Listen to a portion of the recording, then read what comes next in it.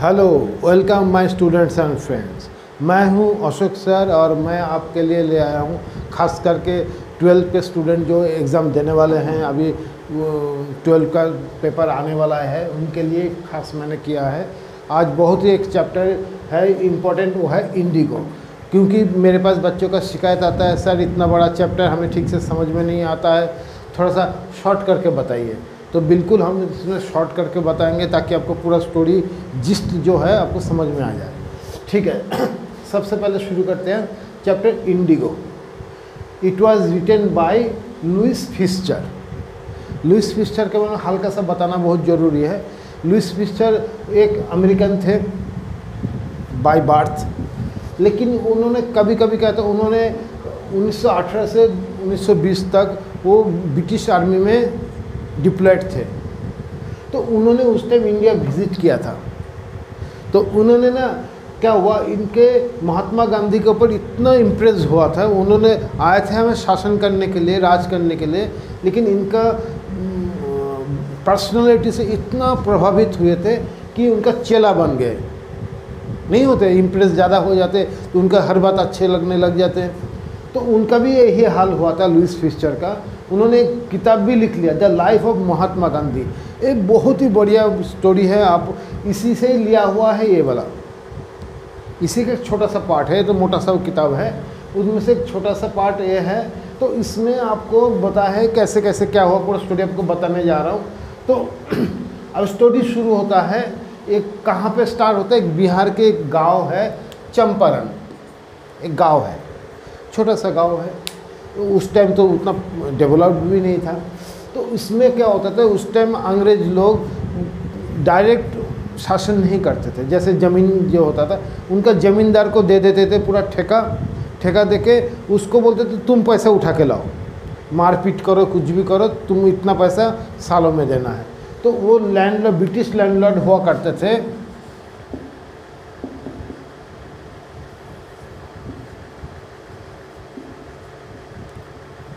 जिसके माध्यम से वो वसूली करते थे। ठीक है, तो ये क्या करते थे, एक टाइप का टॉर्चर करते थे। इन्होंने इस टाइम इंडिगो मतलब आपको थोड़ा समझा देता हूँ।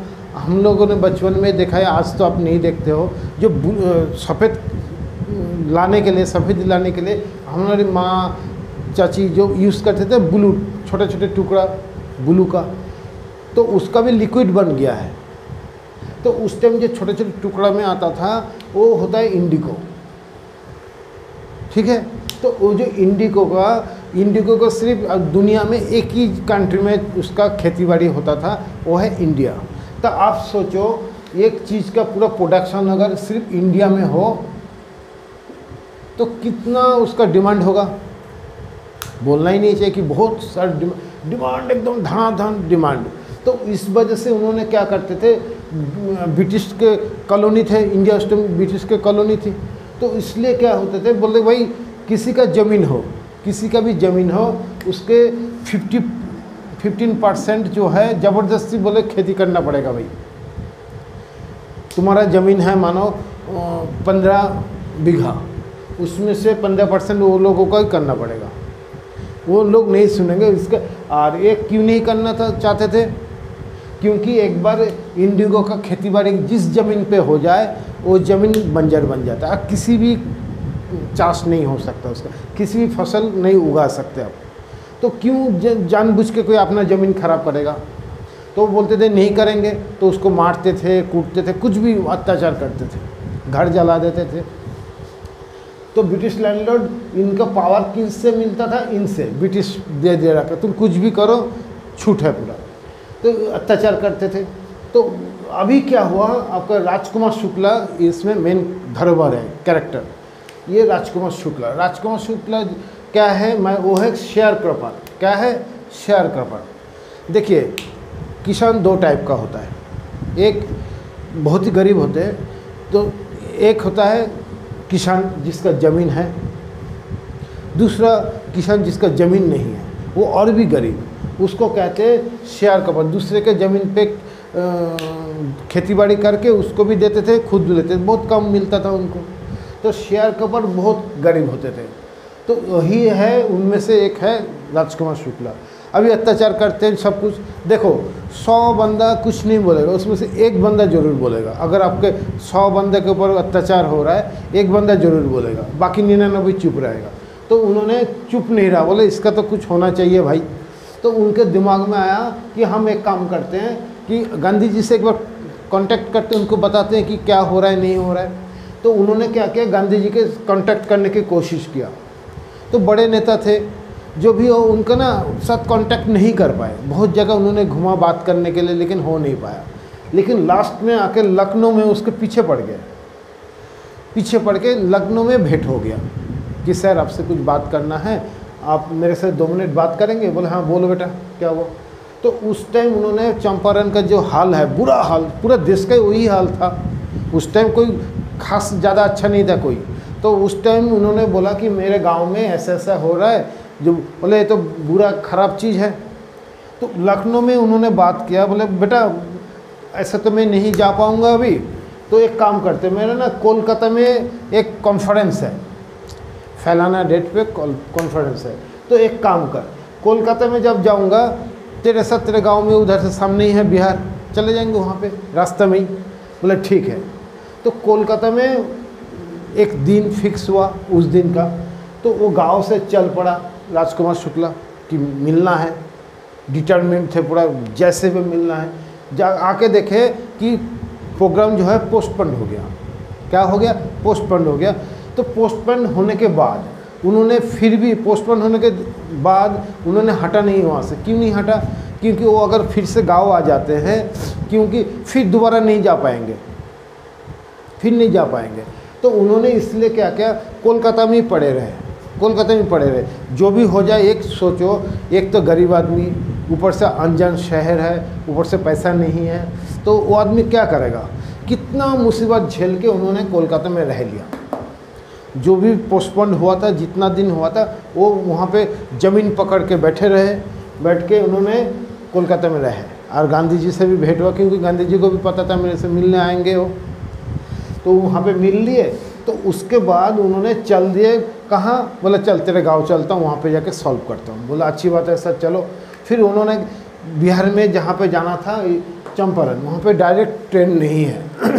तो उन्होंने सबसे पहले गए पटना, बिहार के राजधानी, वहाँ पे गए। वहाँ पे क्यों गए बता देता हूँ। उनका एक रणनीति है, कोई भी युद्ध में उतरने से पहले एक रणनीति होना चाहिए।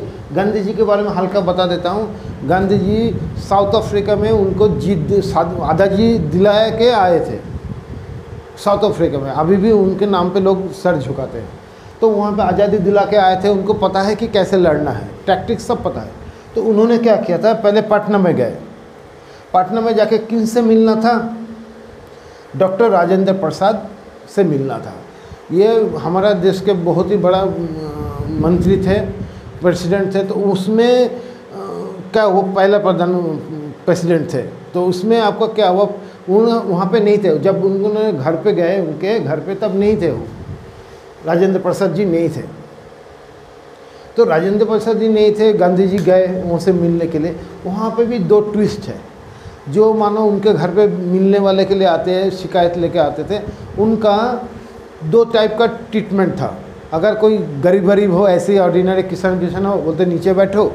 और उसमें से कोई वीआईपी हो तो उनके लिए कुर्सी का बंदोबस्त था, जैसे आजकल सब जगह में ही होता है। तो वहाँ पे भी बंदोबस्त था। अभी गांधी जी उनके साथ गए, राजकुमार शुक्ला के साथ। तो उनका पता है, मिनिस्टर का सीए का ज़्यादा चलता है, पीए का। तो उनके नौकर बोला भाई, गांधी जी को बोला नीचे ज़मीन पे बैठो भाई। ये क्या, उनको पता नहीं था कि गांधी जी ये है, और लगना भी नहीं चाहिए, क्योंकि उनका जो ड्रेस था बहुत ही सिंपल था। और वो गए थे किसके साथ? राजकुमार शुक्ला के साथ। और एक क्या था, बाय प्रोफेशन शेयर कपट था। अभी एक शेयर कपट के साथ आया है, उन्होंने 2 और 2 4 किया। एक तो शेयर कपट से के साथ आया है, ये भी किसानी होगा। और उन्होंने देखने में भी वही लुक था, उनका भी ज़्यादा राजा का जैसा लुक नहीं था। तो उन्होंने एक 2 और 2 4 करके उन्होंने ज़मीन पे बैठने के लिए बोला। तो फिर वहाँ पे और कुछ बोला नहीं है। फिर उन्होंने क्या किया, वहाँ से चल के, पटना से चल के आते हैं कहाँ पे? मुजफ्फरनगर। छोटा सा शहर है जहाँ पे लीची बहुत फेमस है। तो यहाँ पे मुजफ्फरनगर में क्यों गए? देखिए यहाँ पे उनका रणनीति ये था, क्योंकि किसी भी जंग में मैदान में उतरने से पहले उससे दूर से देख लो, दूर से देख लो मैदान कैसा है। एकदम सीधा टूट पड़े या खुद मार खा गया तो क्या फ़ायदा। तो उन्होंने क्या किया, उन्होंने सीधा कूदा नहीं, तो मुजफ्फरनगर में जाके रुक गए। वो सीधा जा सकते थे चंपारण, लेकिन गए नहीं, उन्होंने गए नहीं, यहाँ पे गए। यहाँ पे जाके उन्होंने रणनीति बनाना स्टार्ट कर दिया और ब्रिटिश को भी पता लग गया कि भाई वो आया है, अब एक थोड़ा सा मुसीबत आने वाला है, अभी आंदोलन होगा, तो उनको भी पता लग गया। तो उन्होंने एक नोटिस भेजा उनको कि भाई अगर तुम चंपारण में घुसते हो यू मस्ट बी अरेस्टेड, आप अरेस्टेड हो जाओगे। उन्होंने बोला कोई बात नहीं, जहाँ पे आप ले आए हो कागज़ पे मैं साइन कर देता हूँ, साइन कर देता हूँ। और उनके साथ और भी 10,000 लोग थे अभी, और कितने लोग थे? 10,000। तो इस टाइम उनको 10,000 लोगों के साथ कैसे अरेस्ट करते? पॉसिबल नहीं, 10,000 लोगों को उठा के ले कैसे जाओगे, रखोगे कहाँ? तो उठा नहीं पाए, तो उसी पे वो छूट गए, वहाँ से पकड़ नहीं पाए। तो अभी उस टाइम ही देखो किस्मत कैसा होता है, किस्मत अच्छे लोगों का साथ देता ही देता है। ठीक वैसे ही इस दरमियान अभी इतना दिन से मोनोपोली बिजनेस क्या कौन कर रहा था? मोनोपोली बिजनेस ब्रिटिश कर रहा था इंडिगो का। सिर्फ दुनिया में वही बेच सकता है, उसके बिना, क्योंकि इंडिया में ही होता है, इंडिया उसके कब्जे में है। ठीक वही उन्होंने क्या किया, अभी उस ज़माने में ड्यूरिंग दिस टाइम इंडिगो क्या किया, जर्मनी ने एक आर्टिफिशियल इंडिगो निकाला है जिसका कीमत बहुत कम है और इससे अच्छा भी, इसी इंडिगो से अच्छे इंडिया में जो होता था उससे अच्छा भी है, कम दाम भी है। अभी मानो कम दामों में अच्छा अच्छा फ़ोन निकलना स्टार्ट हो गया, तो हम कीमती वाला फ़ोन लेंगे, खरीदेंगे? Of course not. क्यों खरीदेंगे जब कम पैसे में अच्छा चीज़ मिल रहा है? तो इंडिया में क्या हुआ, जो इंडिगो प्रोड्यूस हो रहा था उस टाइम खेत में प्रोड्यूस हो रहा है, उनके स्टॉक में भी है, तो वो जो है वो कहाँ बिकेगा? अभी मानो वो जो नया जर्मनी बेच रहा है वो 1 रुपया में बेच रहा है। अभी जो इनका इंडिगो का कॉस्ट है 10 रुपया। अभी पूरा दुनिया 1 रुपये में जो सामान खरीद रहा है वो 10 रुपये में क्यों खरीदेगा? ऑफ कोर्स नॉट, खरीदेगा ही नहीं। तो इनका जो जितना प्रोडक्शन है सब स्टोर हो रहा था, उनको स्टोर हो रहा था। अभी जब मार्केट में कोई चीज़ का सप्लाई नहीं कर सकते, स्टोर करके क्या फ़ायदा? फ़ायदा ही नहीं है। तो उन्होंने क्या बोला, भाई हम लोग ना तुम लोगों से अभी मुसीबत में है, हम लोग तुम लोगों से इंडिगो का खेती नहीं कराएंगे, क्योंकि चाहिए ही नहीं। तब देखा कि अच्छा मौका है, गांधी जी ने क्या कहा, नहीं हम तो खेती करेंगे, तुमने बोला था हम खेती, उसे पता है कि नहीं करना है ना, हम खेती करेंगे भाई। बोले ना नहीं खेती करना है आपका, आप एक काम करो छोड़ दो अभी, बस नहीं करना है। बोले नहीं हम निकल लेंगे इसी एग्रीमेंट से अगर आप 50% हमारा जो नुकसान है वो देते हो। तो कितना परसेंट? 50%।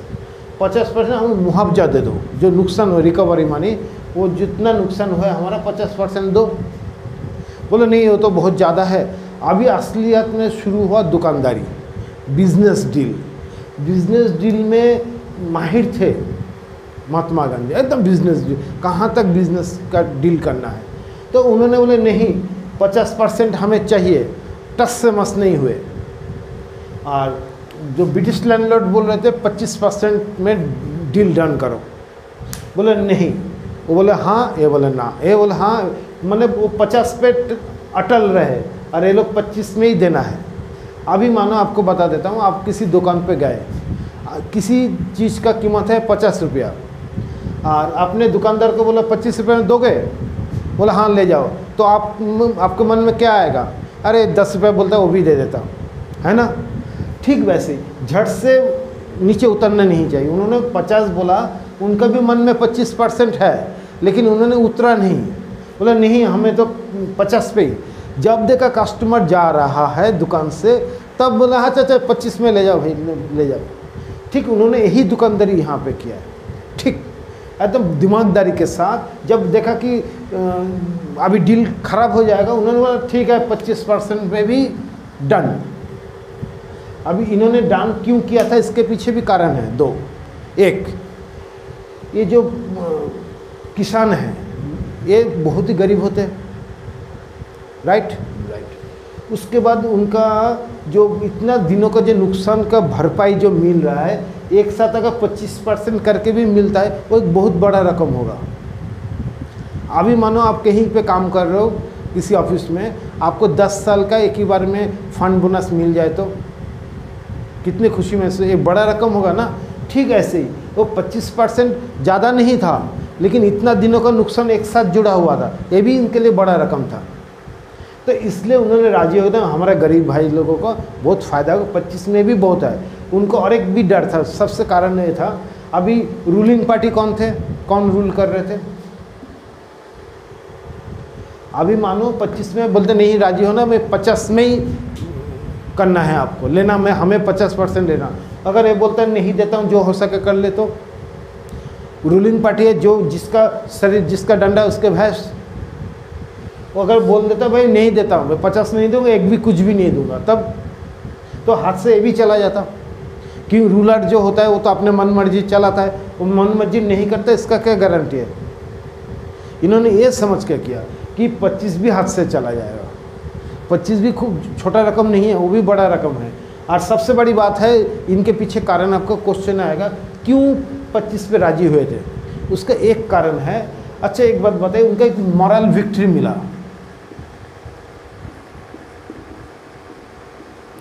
मॉरल विक्ट्री मिला कैसे, आपका मानो किसी ने पैसा खा गया 1 लाख रुपया, उसने, वो बड़ा मस्तान है, बड़ा दादा है, बोला नहीं देता हूँ तेरा पैसा, जो हो सके कर ले। उसके बाद अगर वो मजबूर होके आपके सामने 50% भी वापस करता है, तब भी बहुत है ना, क्योंकि बोल रहा था कि दूंगा ही नहीं, जो हो सके कर ले। उसके बाद से इतना रिकवर हो गया, ये आपके लिए मोरल विक्ट्री है कि नहीं, कम से कम झुक के तो दिया। तो ठीक ऐसे ही है, इन्होंने भी झुक के इनको दिया, मोरल जीत हुआ, इंडियन का मोरल जीत हुआ। तो इसके साथ उन्होंने 25% में मना लिया। तो इनके बाद यहाँ पे बोलना है कि ये जो चैप्टर है आपका, ये गांधी जी की ज़िंदगी में एक टर्निंग पॉइंट था, बिल्कुल टर्निंग पॉइंट था। क्योंकि गांधी जी इंडिया में आए थे 1915 में आए थे, वापस साउथ अफ्रीका से वापस आए थे 1915 में। उस टाइम को उनको जान पहचान नहीं था, लेकिन ये चंपारण के बाद सब जानने लग गए, सब हाईलाइट हो गया, पूरा देश में फैला हुआ कि चंपारण से विक्ट्री दिलाया गांधी जी ने, तो और भी नाम फैल गया था। क्योंकि अभी देखिए, कोई इंडियन क्रिकेट टीम में कोई नया प्लेयर आए कि अननोन प्लेयर है, सेंचुरी मार के इंडिया को जिता दे, तो सब ढूंढेंगे नहीं, लड़का कौन है, बताओ बताओ बताओ, खोज लगा। तो ठीक उनके लिए वही हुआ, उनको पीछे मुड़ के देखना नहीं पड़ा। फिर गांधी जी से वो गांधी जी बन गए थे, गांधी से गांधी जी बन गए थे। क्यों, क्योंकि इतना अच्छा इनिंग्स खेले इन्होंने, पूरा टर्निंग पॉइंट साबित हुआ। और इनके साथ साथ एक चीज़ और भी इन्होंने साबित कर दिया था, वो है कि हम लोग अगर ठीक से टुगेदर एक साथ होकर लड़े तो हम हरा सकते हैं। जैसे जीता है, उनको हराया था, अंग्रेज लोग झुके उसके सामने, देके गए 25% देके गए ना, सर झुका के। तो ठीक वैसे अगर हम एकजुट होकर लड़ते हैं तो उसको हराया जा सकता है ब्रिटिश को। इन्होंने फार्मूला दिखा दिया था। तो उनको लड़ाई करके नहीं करा था, इससे भी पहले बड़ा लड़ाई हुआ था 1857 में, इससे भी बड़ा लड़ाई, लेकिन उसमें आपका कामयाब नहीं हुआ था इंडिया। वो बड़ा मैच था लेकिन कामयाब नहीं हुआ था, लेकिन एक छोटा मैच था लेकिन कामयाब हुआ था। यही फ़र्क है, कामयाबी छोटा हो और जीतना भी हो, कामयाबी अलग स्वाद होता है कामयाबी का। तो यहाँ पे भी इंडियन सबसे पहले चाखा स्वाद स्वाधीनता आज़ादी का, वो है चंपारण का जो लड़ाई हुआ, वो जीता तो है कम से कम, उसके खिलाफ छोटा मैच हो तो क्या हुआ। तो इन्होंने आपको देखना है कि ये जो चंपारण है, इनके जैसे गरीबों के लिए भी एक टर्निंग पॉइंट है, गांधी जी के लिए भी एक टर्निंग पॉइंट है। और ये सब पॉसिबल हुआ था, ये वाला जो हमने आपको चैप्टर समझा रहा हूँ, सब इनका ही जो फॉलोअर है लुईस फिस्चर बहुत रेस्पेक्ट करते थे गांधी जी को, इनके वजह से हुआ था। ये है आपका इंडिगो चैप्टर, बहुत ही बड़ा चैप्टर। मैं कोशिश किया कि छोटा में समझाने के लिए, पूरा समझाते थे तो 2 घंटे का वीडियो बन जाता, लेकिन मैं छोटा में कोशिश किया कि जितना जितना आपका क्वेश्चन आएगा, मेन पॉइंट है, सब में मैंने हाईलाइट किया ताकि आपको परेशानी नहीं हो। उम्मीद है कि आप लोगों को पसंद आया होगा। थोड़ा सा रुक के स्टॉप करके देखिएगा, आपको पता चल जाएगा, सब क्वेश्चन का आंसर मिल जाएगा आपको। जितना क्वेश्चन सिलेबस में है ना इस चैप्टर के ऊपर, सब आप अटेंड कर सकते हो। सिर्फ आसानी से, आराम से देखना, तसल्ली से देखना। Okay, thank you for watching my video. I am Ashok sir, bye. अगला वीडियो में फिर मिलते हैं।